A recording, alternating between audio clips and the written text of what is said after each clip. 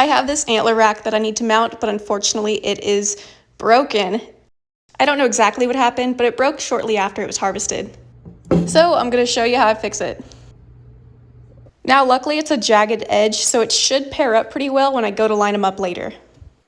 I'm going to take this threaded rod and insert it into the antler and then also into the skull plate. So what I'm going to do, I'm going to take a drill bit about the same size as the threaded rod, and then I'm going to drill into the base of the antler.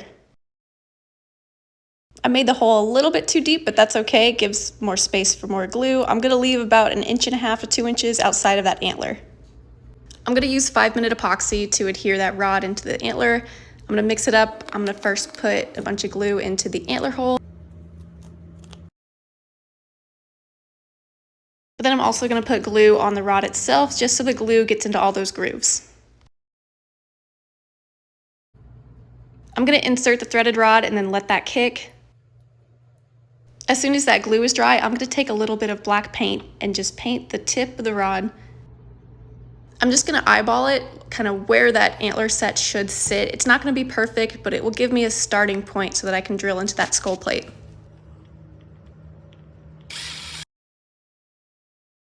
I had to bore out the skull plate hole a little bit just because, again, it wasn't perfect.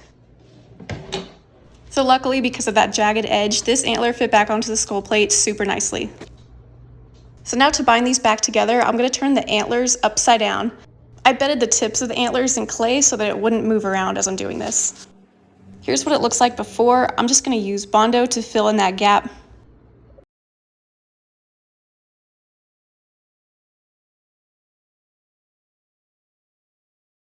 I cleaned it up a little bit, but here's what it looks like after the bondo.